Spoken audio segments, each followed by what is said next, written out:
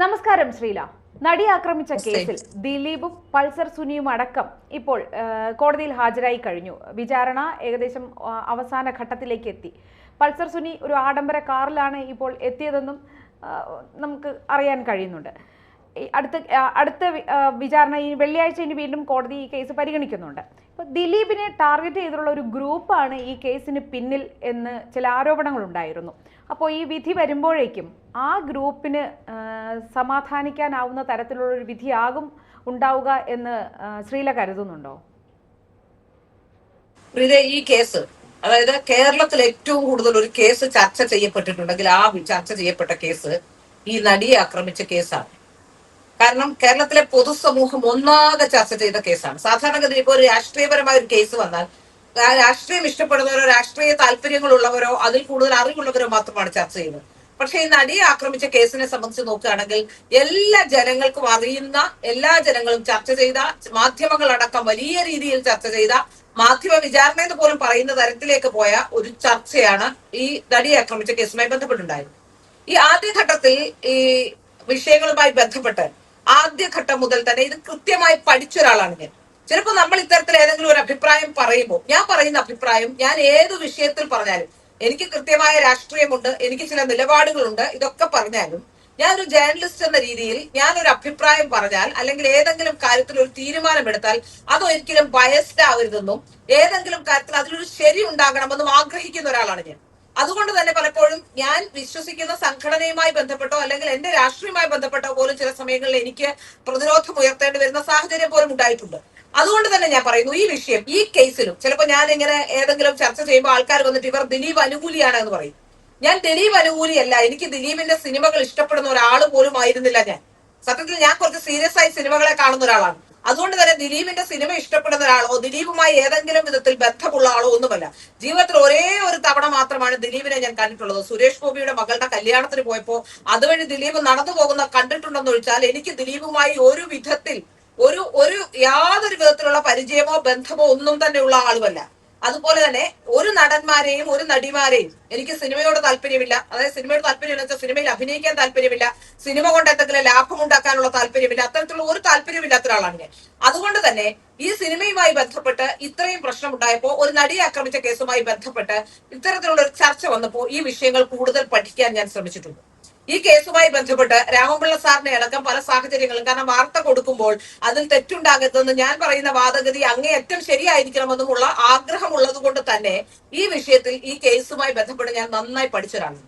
ഇതുവരെ ഈ കേസിൽ എനിക്ക് മനസ്സിലാക്കാൻ സാധിക്കുന്നത് ദിലീപിനെ ഈ വിഷയത്തിൽ കണക്ട് ചെയ്യാനോ ദിലീപുമായി ബന്ധപ്പെട്ട ഈ വിഷയത്തിൽ ഒരു കേസ് ഉണ്ടെങ്കിൽ പോലും ദിലീപിനെ ശിക്ഷിക്കാനോ തക്ക ഒന്നും തന്നെ ഇതുവരെ ഈ കേസിൽ ഇല്ല എന്നാണ് എനിക്ക് ഞാൻ പഠിച്ചതിൽ നിന്നും മനസ്സിലാക്കാൻ സാധിച്ചിട്ടുള്ളത്.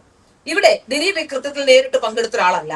120B, അതായത് കുറ്റകരമായ ഗൂഢാലോചന, ക്രിമിനൽ ഗൂഢാലോചന മാത്രമാണ് ദിലീപിന്റെ പേരിലുള്ളത്. ആ ക്രിമിനൽ ഗൂഢാലോചന തെളിയിക്കണമെങ്കിൽ അതിന് കൃത്യമായ എവിഡൻസ് ഉണ്ടെങ്കിൽ മാത്രമേ ക്രിമിനൽ ഗൂഢാലോചന തെളിയിക്കാൻ കഴിയൂ. വെറുതെ ആരെങ്കിലും കോടതിയിൽ പറഞ്ഞത് കൊണ്ടോ അല്ലെങ്കിൽ വെറുതെ സംസാരിച്ചത് കൊണ്ടോ ഇങ്ങനെ കാടളക്കി വെടിവെച്ചത് കൊണ്ടോ ചാനലുകളിൽ വന്നിരുന്ന ഇത്തരത്തിലുള്ള വാദഗതികൾ പറഞ്ഞുകൊണ്ടോ ഒന്നും തന്നെ ഈ 120B എസ്റ്റാബ്ലിഷ് ചെയ്യാൻ കഴിയില്ല. അതിന് കൃത്യമായ ലിങ്കുകൾ ആവശ്യമുണ്ട്. അതായത് പൾസർ സുനിയുമായി ബന്ധമുണ്ടോ ദിലീപിന്, അത്തരത്തിലുള്ള കൃത്യമായ ലിങ്കുകൾ, ഏത് ഘട്ടത്തിലാണ് അത്തരത്തിലൊരു കാര്യം നടത്തിയിട്ടുള്ളത്, ദിലീപ് പറഞ്ഞത് കൊണ്ട് തന്നെയാണോ ആക്രമിച്ചത്, അതിന് എവിടെ വെച്ചാണ് ഗൂഢാലോചന നടത്തിയത്, അങ്ങനെയുള്ള കാര്യങ്ങളെല്ലാം തെളിയിക്കേണ്ടതുണ്ട്. അത്തരത്തിലൊരു ഗൂഢാലോചന നടന്നു എന്ന് തെളിയിക്കാൻ ഇതുവരെ ഈ നിമിഷം വരെ പോലീസിന് കഴിഞ്ഞിട്ടില്ല. അതിന്റെ ഒരു ഫലം എന്നോണമായിരിക്കും മറ്റു ചില കാര്യങ്ങളിലേക്ക് പോലീസ് പോയി. ഈ അന്വേഷണത്തിൽ എന്താണ് സംഭവിച്ചത്, ആദ്യ ദിവസം മുതൽ തന്നെ, അതായത് ഈ നടിയെ ആക്രമിച്ച പിറ്റേ ദിവസം നടന്ന ഒരു പരിപാടിക്കിടയിൽ മഞ്ജു വാര്യർ അവരുടെ വ്യക്തിവൈരാഗ്യം തീർക്കാനാണെന്നാണ് ഇന്നും ഞാൻ വിശ്വസിക്കുന്നത്. അവർ പുറത്തൊക്കെ വ്യക്തിവൈരാഗ്യം ഇല്ല എന്ന് പറയുന്നുണ്ടെങ്കിൽ പോലും അവരുടെ വ്യക്തിവൈരാഗ്യം തീർക്കാനാണെന്നാണ് ഞാൻ വിശ്വസിക്കുന്നത്. കാരണം രണ്ടാമത്തെ ദിവസം, അതായത് ഒരു പ്രശ്നമുണ്ടായി, ഒരു അക്രമം ഉണ്ടായി, ആ അക്രമത്തിന്റെ രണ്ടാമത്തെ ദിവസം അവർ പ്രഖ്യാപിക്കുകയാണ് ഇതിന്റെ പിന്നിൽ ഒരു ഗൂഢാലോചനയുണ്ടെന്ന്. അവരോടൊപ്പം വന്ന് സാക്ഷിയായി നിന്നിരുന്ന ശ്രീകുമാർ മേനോനാണ്. ഇവരും ശ്രീകുമാർ മേനോനും തമ്മിൽ തെറ്റിയപ്പോൾ ശ്രീകുമാർ മേനോൻ എന്ന സാക്ഷിയെ വിസ്തരിക്കേണ്ട എന്ന് തന്നെ നിലപാടെടുത്തു ഈ അന്വേഷണ സംഘത്തോട് പറയുകയും അന്വേഷണ സംഘം അത്രയും നിലപാട് കോടതിയിൽ എടുക്കുകയും ചെയ്തത് നമുക്കറിയാം. അപ്പൊ നമുക്ക് മനസ്സിലാക്കാൻ സാധിക്കുന്നത് ഈ ഗൂഢാലോചനയുണ്ട് എന്നിവരോട് ആരാണ് പറഞ്ഞു കൊടുത്തത്, ആ ഗൂഢാലോചനയുടെ തെളിവ് എന്താണ്, എങ്ങനെയാണ് നമുക്കിപ്പോ പലരോടും ദേഷ്യം കാണും, വൈരാഗ്യം കാണും. നമ്മൾ ചിലപ്പോൾ ചില ഘട്ടങ്ങളിൽ ചിലരെങ്കിലും, ഞാൻ ചെയ്യാറില്ല, പക്ഷെ എങ്കിലും ചിലര് നിന്നെ ഞാൻ തീർത്തു കളയും, നിന്നെ ഞാൻ ഭൂമിക്ക് മുകളിൽ വെച്ചിട്ടില്ല എന്നൊക്കെ പറയുന്ന ചില കാര്യങ്ങളുണ്ട്. അത്തരത്തിൽ പലപ്പോഴും പല കാര്യങ്ങളും ദേഷ്യം വരുമ്പോൾ പലരും എക്സ്പ്രസ് ചെയ്യുന്ന രീതി പലതായിരിക്കും. അപ്പോ അങ്ങനെ പറയുന്ന ഒരു കാര്യം എപ്പോഴെങ്കിലും കേൾക്കുകയോ പറയുകയോ സംസാരിക്കുകയോ ചെയ്തു എന്ന് വെച്ചിട്ട് നാളെ അത് നമ്മൾ ചെയ്തു കൊള്ളണമെന്ന് നിർബന്ധമൊന്നുമില്ല. അന്നേരത്തെ ഒരു വാശിക്കോ ദേഷ്യത്തിനോ ചിലപ്പോൾ പറയുന്നതാവാം. ഇവിടെ എന്താണ് സംഭവിച്ചെന്ന് ചോദിച്ചാൽ വളരെ കൃത്യമായി തന്നെ ഇതുമായി ബന്ധപ്പെട്ട് പൾസർ സുനി ദിലീപിന് ഒരു കത്ത് അയക്കുന്നു. ആ കത്ത് എനിക്ക് തോന്നുന്നു നാദർശിക്കായി അയച്ചെന്ന് തോന്നുന്നു. പറഞ്ഞ പൈസ തന്നില്ലെങ്കിൽ ഞാൻ മറ്റൊരാൾ എനിക്ക് പൈസ തരാനുണ്ട് എന്നാണ് പറയുന്നത്. ആ മറ്റൊരാളെ കുറിച്ച് അന്വേഷിച്ചത്, പൾസർ സുനി വന്ന വീടിനെ കുറിച്ച്, പൾസർ സുനിയെ എവിടെ നിന്നാണ് പൾസർ സുനിയെ പിടിച്ചത് അതിനെക്കുറിച്ച് അന്വേഷിച്ചോ. അങ്ങനെ ഇതിൽ ലിങ്ക് ചെയ്യപ്പെടാത്ത, അന്വേഷിക്കപ്പെടാത്ത പല കാര്യങ്ങളുമുണ്ട്. ഇവിടെ എന്താണ് സംഭവിച്ചത്? മഞ്ജു വാര്യരുടെ വാക്കും കേട്ട് ചില ആൾക്കാർ, അതായത് ദിലീപിനെതിരെ കൂടെ എല്ലാവരും ചേർന്ന് ദിലീപിനെ ആക്രമിക്കാനിരുന്ന ഒരു കൂട്ടം ആൾക്കാർ, അതിൽ സിനിമയിൽ പലർക്കും പങ്കുണ്ട്. കാരണം ദിലീപ് സിനിമയുടെ എല്ലാ മേഖലകളിലും വലിയ രീതിയിലുള്ള ഗുണങ്ങൾ ഉണ്ടാക്കിക്കൊണ്ട് വലിയ രീതിയിൽ മുന്നേറിക്കൊണ്ടിരുന്ന ഒരു കാലഘട്ടത്തിലാണ് ഈ കേസ് ഉണ്ടാകുന്നത്. പല ശത്രുക്കളും വന്ന് ദിലീപിനുണ്ട്. ഈ ശത്രുക്കളെല്ലാം കൂടി ചേർന്നുകൊണ്ട് ദിലീപിനെ പ്രതിയാക്കിക്കൊണ്ടാണ് ആദ്യം മുതൽ തന്നെ അന്വേഷണം നടക്കുന്നത്. സാധാരണഗതിയിൽ നമ്മളൊരു കേസ് നടക്കുമ്പോൾ കേസിന്റെ അന്വേഷണത്തിന്റെ പല ഘട്ടങ്ങൾ ഉണ്ടാവും. ആ അന്വേഷണത്തിന്റെ ഘട്ടത്തിലാണ് എന്ത് ചെയ്യുന്നത്, ഒരാളെ പ്രതി ചേർക്കപ്പെടുന്നത്. ഇവിടെ ആരോപണ വിധേയനായ ദിലീപിനെ ആദ്യം മുതൽ തന്നെ പ്രതിസ്ഥാനത്ത് നിർത്തിക്കൊണ്ട് ദിലീപാണ് പ്രതി. അത് മാധ്യമങ്ങൾ അടക്കമൊന്ന് ശ്രദ്ധിച്ചു നോക്കിയേ. ഒരു ആനുകൂല്യം പോലും അങ്ങനെ അയാൾ ചെയ്തിട്ടുണ്ടാകും. അയാൾക്ക് നേരത്തെ ഇത്തരത്തിലുള്ള ക്രിമിനൽ ആക്ടിവിറ്റീസ് നടത്തിയിട്ടുള്ള യാതൊരു തരത്തിലുള്ള കീഴ്വഴക്കങ്ങളും അയാളുടെ മുന്നിലില്ല.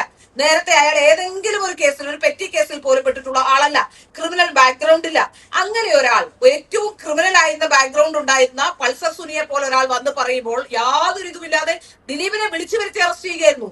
ഞാൻ ചോദിക്കട്ടെ, ഇപ്പോ സിദ്ദിഖിന് അറിയാമായിരുന്നു സിദ്ദിഖിന്റെ പേരിൽ കേസുണ്ട്, സിദ്ദിഖിനെ പിടിക്കുന്ന ഇപ്പൊ സിദ്ദിഖ് നാട് വിട്ടു പോയില്ലേ? ദിലീപിന് അക്കാലത്ത് എവിടെയായിരുന്നു നാട് വിട്ടു പോകാൻ കഴിയാത്തത്? ദിലീപിനെ അങ്ങോട്ടൊന്ന് ചെല്ലൂ എന്ന് പറഞ്ഞ് വിളിച്ചപ്പോൾ ദിലീപ് അവിടേക്ക് പോലീസ് സ്റ്റേഷനിലേക്ക് ചെല്ലുകയും അവിടെ വെച്ച് ദിലീപിനെ പെട്ടെന്ന് അറസ്റ്റ് ചെയ്യുകയുമായിരുന്നു. ദിലീപ് ഒരിക്കൽ പോലും അങ്ങനെ ഒരാൾ കൃത്യം ചെയ്തിട്ടുണ്ടെങ്കിൽ ദിലീപിന് ഒന്നെങ്കിൽ മാറി നിൽക്കണമെന്നോ, അല്ലെ അഭിഭാഷകന്റെ സഹായം തേടണമെന്നോ, അല്ലെങ്കിൽ അവിടേക്ക് ചെല്ലുമ്പോൾ ഒരു മുൻകൂർ ജാമ്യം നേടണമെന്നോ, അല്ലെങ്കിൽ തനിക്കെതിരെ ഇത്തരത്തിലുള്ള ഉപജാപങ്ങൾ ഒന്ന് എന്തെങ്കിലും ഒരു സാധ്യത ഉണ്ടാവേണ്ടതല്ലേ? അങ്ങനെ ഒന്നും ചിന്തിക്കാതെ ദിലീപ് സന്ധ്യ വിളിച്ച പാടെ അവിടേക്ക് ചെല്ലുകയും അവിടെ നിന്ന് അറസ്റ്റ് ചെയ്യുകയുമായിരുന്നു എന്നാണ് മനസ്സിലാക്കാൻ സാധിക്കുന്നത്. ഈ കേസുമായി ബന്ധപ്പെട്ട് ഇതിൽ ദിലീപിനെ ലിങ്ക് ചെയ്യാനുള്ള ഒന്നും തന്നെ ഇല്ല എന്നാണ് മനസ്സിലാക്കാൻ സാധിക്കുന്നത്. ആ നടിക്ക് അങ്ങനെ ഒരു സംഭവം ഉണ്ടായിട്ടുണ്ട്. ആ നടിക്ക് സംഭവം ഉണ്ടായിട്ടുണ്ടെങ്കിൽ അത് യഥാർത്ഥ പ്രതികളെ അറസ്റ്റ് ചെയ്യുമ്പോൾ മാത്രമേ നടിക്ക് നീതി കിട്ടൂ. അല്ലാതെ ഇപ്പോൾ ദിലീപിനെ അറസ്റ്റ് ചെയ്തുകൊണ്ട് നടിക്ക് എന്ത് നീതി കിട്ടാനാണെന്ന് നമ്മൾ ചിന്തിക്കില്ലേ? കാരണം ദിലീപിനെ സംബന്ധിച്ചിടത്തോളം ദിലീപ് കൃത്യത്തിൽ നേരിട്ട് പങ്കെടുത്തിട്ടുള്ള ഒരാളെയല്ല. ദിലീപിന് അഥവാ കൊട്ടേഷൻ കൊടുത്തിട്ടുണ്ടെങ്കിൽ അത് 1.5-2 വർഷങ്ങൾക്ക് മുമ്പ് കൊട്ടേഷൻ കൊടുത്തു എന്നാണ് പറയുന്നത്. 10,000 രൂപ കൊടുത്തു എന്നാണ് പറയുന്നത്. ഇതിനൊന്നും തെളിവുകൾ കൃത്യമായില്ല. പിന്നെ കേരളത്തിലെ മാധ്യമങ്ങൾ കാടടച്ച് വെടിവെച്ചുകൊണ്ട് അവരുടെ ഈ സത്യത്തിൽ ഇത്തരം നടന്മാരൊക്കെ കേസിൽപ്പെട്ടാൽ മാധ്യമങ്ങളുടെ റേറ്റിംഗ് കൂടുന്നതൊക്കെ ആൾക്കാർ കൂടുതൽ ചാനൽ കാണും. മാധ്യമങ്ങളുടെ റേറ്റിംഗ് മാധ്യമങ്ങൾക്ക് ഗുണം തന്നെയാണ്. അതുകൊണ്ടായിരിക്കാം ഒരു പക്ഷേ രാവിലെ തൊട്ട് വൈകിട്ട് വരെ ദിലീപിനെ ഇങ്ങനെ പ്രതിയാക്കിക്കൊണ്ട്, അത്രയും സെൻസേഷനായ ഒരു വിഷയത്തിൽ ദിലീപിനെ പ്രതിയാക്കിക്കൊണ്ട് ഈ രാവിലെ മുതൽ വൈകിട്ട് വരെ ചർച്ച നടത്തി ദിലീപിനെ അങ്ങ് പ്രതിയായി പ്രഖ്യാപിച്ചിരിക്കുകയാണ്. ഈ നമുക്ക് മനസ്സിലാക്കാൻ സാധിക്കുന്നത് ഈ കേസിൽ ദിലീപിനെ ലിങ്ക് ചെയ്യാനുള്ള ഒന്നും തന്നെ ഇല്ല എന്നുള്ള യാഥാർത്ഥ്യം നിലനിൽക്കുന്നുണ്ട് എന്നാണ് മനസ്സിലാക്കാൻ സാധിക്കുന്നത്. പിന്നെ ഇവർ പറയുന്ന മറ്റൊരു വാദം എന്താ, ദിലീപ് കേസ് താമസിപ്പിക്കാം. പിന്നെ ദിലീപ് എന്താ ചെയ്യേണ്ടത്? ദിലീപിനെതിരെ ഒരു പരാതിപ്പോ അതിനിടയ്ക്ക് ഒരു ബാലചന്ദ്രകുമാർ എന്ന് പറയുന്ന ഒരാൾ വന്നു. ആ ബാലചന്ദ്രകുമാറിനെതിരെ ഒരു പീഡന പരാതി വന്നു. ആ പീഡന പരാതി വന്നപ്പോ സത്യം പറഞ്ഞ ആ പീഡന പരാതി വന്നു. ആ വാർത്ത ഞാനാണ് ആ വാർത്ത എന്റെ സ്ഥാപനത്തിലെ എന്റെ വാർത്ത ഞാനാണ് ആ വാർത്ത ചെയ്തത് ആദ്യം. അപ്പൊ ആ വാർത്ത ചെയ്യുമ്പോൾ ആ വാർത്തയിൽ എന്താണ് സംഭവിച്ചതെന്ന് വെച്ചാൽ ഒരു സ്ത്രീ നിരന്തരമായി എന്റെ ഫേസ്ബുക്കിലും യൂട്യൂബിന്റെയും താഴെ വന്ന് കമന്റ് ചെയ്യുകയാണ്. ഇയാൾ ബാലചന്ദ്രകുമാറിനെ കുറിച്ച്, ബാലചന്ദ്രകുമാറിന്റെ വാക്കുകൾ അല്ലെങ്കിൽ അയാളുടെ ഇന്റർവ്യൂസ് വരുമ്പോൾ ഇയാൾ മഹാഫ്രോഡാണ്, നിങ്ങൾ വിശ്വസിക്കരുത്, എനിക്കൊരു കാര്യം പറയാനുണ്ടെന്ന്. അങ്ങനെ ദിവസങ്ങളോളം പറഞ്ഞതിന്റെ പശ്ചാത്തലത്തിലാണ് ഞാൻ ഈ വിഷയം എന്റെ അടുത്തേക്ക്, അവർ പിന്നീട് ഞങ്ങളുടെ ഫോൺ നമ്പർ എടുത്ത് ഓഫീസിലേക്ക് വിളിക്കുന്നു. ആ ഓഫീസിലേക്ക് വിളിച്ചപ്പോൾ ഇവർ പറയുന്നത് 10 വർഷങ്ങൾക്ക് മുമ്പ് നടന്നൊരു കഥയാണ്. ആ കഥ കേട്ടപ്പോൾ ഞാനാണ് എന്റെ സ്ഥാപനത്തിലെ 2 സ്റ്റാഫുകളോട് പറഞ്ഞത്, ഇവർ പറയുന്ന കഥ ശരിയാണോ നമുക്ക് അറിയണമെങ്കിൽ ഇവർ പറയുന്ന വീട്, അങ്ങനെ ഒരു വീടുണ്ടോ എന്ന്, എറണാകുളത്തിന് മുഖച്ഛായ തന്നെ മാറിക്കഴിഞ്ഞു 10 വർഷത്തിനിടയിൽ, അങ്ങനെ ഒരു വീടുണ്ടോ എന്ന് നിങ്ങൾ അന്വേഷിച്ച ശേഷം മാത്രം ഇവർ പറയുന്നത് ശരിയാണോ എന്ന് നമുക്ക് ബോധ്യമുണ്ടെങ്കിലേ വാർത്ത കൊടുക്കാവൂ. ഇത്രയധികം സെൻസേഷനായ ഒരു വിഷയമാണ്. അങ്ങനെ എന്റെ സ്ഥാപനത്തിലെ 2 പേർ അവിടെ പോയി ഈ സ്ത്രീയെ വിളിച്ചുകൊണ്ട് പോയി യാത്ര ചെയ്ത് അവർ പറയുന്നത് ശരിയാണോ എന്ന് നോക്കി. അവസാനം എന്താണ് പറഞ്ഞത്? കോടതിയിൽ പോലീസ് നൽകിയത് ഞങ്ങൾ അടക്കമുള്ള ചാനലുകാർ ഉണ്ടാക്കിയ കഥയാണെന്നാണ്. ഞാനപ്പോൾ തന്നെ കോടതിയിൽ ഹാജരായി, എന്റെ സ്ഥാപനത്തിന് വേണ്ടി എന്റെ കോടതിയിൽ ഞാൻ മറ്റൊരാളെ വിട്ട് ഹാജരായി, ഞങ്ങൾക്ക് ഇതിൽ യാതൊരു പങ്കുമില്ല. അതിൽ പറഞ്ഞിരിക്കുന്ന വളരെ രസകരമായ കാര്യമാണ്, ഞാൻ ജീവിതത്തിൽ ഒരിക്കൽ പോലും കാണാത്ത ദിലീപിന്റെ ഒരു സുഹൃത്തുണ്ട്, വ്യാസൻ എന്ന് പറയുന്ന ഒരു സംവിധായകൻ. എന്റെ ജീവിതത്തിൽ ഞാൻ അയാളെ കാണുന്നത് ഏതാണ്ട് ഒരു വർഷത്തിന് മുമ്പ് ഒരു ഫിലിം ഫെസ്റ്റിവലിൽ നിൽക്കുമ്പോൾ അയാൾ ഇങ്ങനെ ഓടി വന്ന് എന്നോട് ചോദിക്കുന്നത് ശ്രീലാപ്പിള്ളയാണോ. ഞാൻ ചോദിച്ചു നിങ്ങൾ ആരാണെന്ന്. അപ്പൊ പറയുന്നത് ഞാൻ വ്യാസനാണ്. അപ്പൊ ഞാൻ ഈ പേര് ഞാൻ എവിടെയോ കേട്ടിട്ടുണ്ടല്ലോ, എനിക്ക് ആരാണെന്ന് ബോധ്യം വന്നില്ല. അപ്പോഴാണ് പറയുന്നത് വ്യാസൻ ദിലീപിന്റെ സുഹൃത്താണ്. നിങ്ങൾക്ക് മനസ്സിലായില്ലേ? നിങ്ങളുടെ പേര് കേട്ടപ്പോൾ ഞാൻ സെർച്ച് ചെയ്ത് നോക്കി. കാരണം അന്വേഷണ റിപ്പോർട്ടിൽ പറയുന്നത് നിങ്ങളും ഞങ്ങളും എല്ലാം ചേർന്ന് നിരന്തരം ഫോണിൽ ബന്ധപ്പെട്ടു, അങ്ങനെയാണ് നമ്മളെല്ലാം കൂടിയാണ് ഈ കഥ ഉണ്ടാക്കിയതെന്നാണ്. എനിക്ക് തന്നെ അറിയാം എന്നെ കൊടുക്കാൻ നടത്തിയ ശ്രമം കേരളത്തിലെ പോലീസ്, എനിക്ക് തന്നെ അറിയാം എന്നെയും എന്റെ സ്ഥാപനത്തെയും കൊടുക്കാൻ നടത്തിയ ശ്രമം. അതിൽ നിന്ന് എനിക്ക് വ്യക്തമായി മനസ്സിലാക്കി ഇതുവരെ നടത്തിയിട്ടുള്ള അന്വേഷണങ്ങളെ സംബന്ധിച്ച്. ഞാൻ എന്റെ ജീവിതത്തിൽ ദിലീപിനെയോ വ്യാസനെയോ ദിലീപുമായി ബന്ധപ്പെടുന്ന ഒരാളുമായി പോലും യാതൊരു ബന്ധവും, ഒരു ഫോൺ കോൾ പോലും എന്റെ ഫോണിൽ നടത്തിയിട്ടില്ല. അവർ പറയുന്നത് നിരന്തരമായി ഞങ്ങൾ എല്ലാവരും ഫോണിൽ വിളിച്ചിട്ട് ഉണ്ടാക്കിയ കഥയാണ് ഈ കഥയെന്നാണ്. ആ സ്ത്രീ ഇപ്പോഴും ജീവിച്ചിട്ടുണ്ട്. അവർ ആലുവ കോടതിയിൽ ഇപ്പോഴും കേസ് നടത്തുന്നുണ്ടെന്നാണ് എനിക്ക് മനസ്സിലാക്കാൻ സാധിക്കുന്നത്. അവർ വളരെ കഷ്ടപ്പെട്ട് ജീവിക്കുന്ന ഒരു സ്ത്രീയാണ്. ആ സ്ത്രീ ചില സമയങ്ങളിൽ വളരെ സങ്കടകരമായ കാര്യങ്ങൾ പറഞ്ഞുകൊണ്ട് ഇപ്പോഴും പലപ്പോഴും ഒക്കെ എന്നെ വിളിക്കാറുമുണ്ട്. അങ്ങനത്തെ ഒരു സ്ത്രീയാണ് അവർ. അവരെ സംബന്ധിച്ചിടത്തോളം ദിലീപിനെ സംരക്ഷിക്കേണ്ട യാതൊരു ബാധ്യതയും ആ സ്ത്രീക്കുമില്ല എന്നാണ് ഞാൻ മനസ്സിലാക്കുന്നത്. കാരണം അവർക്ക് ദിലീപിനെ പരിചയമില്ല എന്നാണ് അവരോട് സംസാരിച്ചപ്പോൾ എനിക്ക് മനസ്സിലായിട്ടുള്ളത്. അപ്പോ നമുക്ക് മനസ്സിലാക്കാൻ സാധിക്കുന്നതാണ് ദിലീപിനെതിരെ ഒരു വലിയ ഉപജാപക സംഘങ്ങൾ ഉണ്ടായിരുന്നു. അതിൽ പോലീസ് അടക്കമുള്ളവരുടെ ഒരു രീതി സംശയിക്കേണ്ട കാര്യങ്ങൾ ഉണ്ടായിരുന്നു. ഏതായാലും ഈ അന്വേഷണം നടക്കുന്നുണ്ട്. ഈ അന്വേഷണത്തിന്റെ അവസാന ഘട്ടത്തിലേക്ക് എത്തിയിരിക്കുന്നു. ഇപ്പോൾ നമുക്ക് മനസ്സിലാക്കാൻ സാധിക്കുന്ന പൾസർ സുനി വലിയ വലിയ വണ്ടിയിൽ വരുന്നു എന്നുള്ളതാണ്. ആരാണ് പൾസറിന് സഹായം ചെയ്തു കൊടുക്കുന്നത്? ഒരുപക്ഷെ പൾസർ സുനി ജയിലിലേക്ക് നിന്ന് വന്നപ്പോ ഏറ്റവും കൂടുതൽ സങ്കടപ്പെട്ടത് ആ നടിയുടെ ഭാഗത്ത് നിൽക്കുന്ന ആൾക്കാരാണ്. അവർ പറയുന്നത് ഇയാൾ മൊഴി മാറ്റുമെന്നാണ്. അവർക്ക് എങ്ങനെ അറിയാം ഇയാൾ മൊഴി മാറ്റുമെന്ന്? യഥാർത്ഥത്തിൽ നടന്നൊരു സംഭവമാണെങ്കിൽ ദിലീപിലേക്ക് കൊണ്ടുപോകാനും ദിലീപാണ് ഇതൊക്കെ ചെയ്യുന്നതെന്ന് വരുത്തി തീർക്കാനും വേണ്ടി ആരാണ് പൾസർ സുനിയെ സഹായിക്കുന്നത്? അതാണ് അന്വേഷിക്കേണ്ടത്. ഏതായാലും ഈ വിചാരണ നടക്കുന്ന ഘട്ടത്തിൽ ദിലീപ് വലിയ കാറും ഒക്കെ ഉണ്ടാക്കൊണ്ട് ദിലീപിനെ പോലെ ഒരാൾ എപ്പോഴും പോലീസിന്റെ സർവൈലൻസിലാണെന്ന് ദിലീപിന് അറിയാം. അപ്പോ നല്ല വലിയ കാറും വില കൂടിയ കാറും ഒക്കെ കൊടുത്തുകൊണ്ട് അല്ലെങ്കിൽ പണം കൊടുത്തുകൊണ്ട് പൾസർ സുനിയെ കോടതിയിലേക്ക് എത്തിക്കും ദിലീപ് എന്ന് ഞാൻ വിശ്വസിക്കുന്നില്ല. അത്രയ്ക്ക് ബുദ്ധിയില്ലാത്ത ആളല്ല ദിലീപ്. അപ്പൊ ആരാണ് പൾസർ സുനിയെ സഹായിക്കുന്നത്? തന്നെ ഇതിന്റെ വിധി ഉണ്ടാവും, ഈ കേസിന്റെ വിധി ഉണ്ടാവുമെന്ന് നമുക്കറിയാം. എന്തായാലും ന്യായം ജയിക്കട്ടെ എന്ന് നമുക്ക് പ്രാർത്ഥിക്കാം. തീർച്ചയായും അത് തന്നെയാണ് ഞാനും പറയുന്നത്. ദിലീപ് ചെയ്തിട്ടുണ്ടെങ്കിൽ ദിലീപ് ശിക്ഷിക്കപ്പെടണം. അഥവാ ദിലീപ് ചെയ്തിട്ടില്ലെങ്കിൽ ദിലീപ് രക്ഷപ്പെടുക തന്നെ വേണം. ഏതായാലും ഈ ഘട്ടത്തിൽ അതിനെ സംബന്ധിച്ച് അതിലേക്ക് എത്തുന്ന തെളിവുകൾ ഒന്നും തന്നെ ഇല്ല. ഏതായാലും നടിക്ക് സംഭവിച്ച ആ ദുര്യോഗത്തിൽ ആരാണ് യഥാർത്ഥ പ്രതി ആരായാലും ശിക്ഷിക്കപ്പെടണം. നന്ദി ശ്രീല.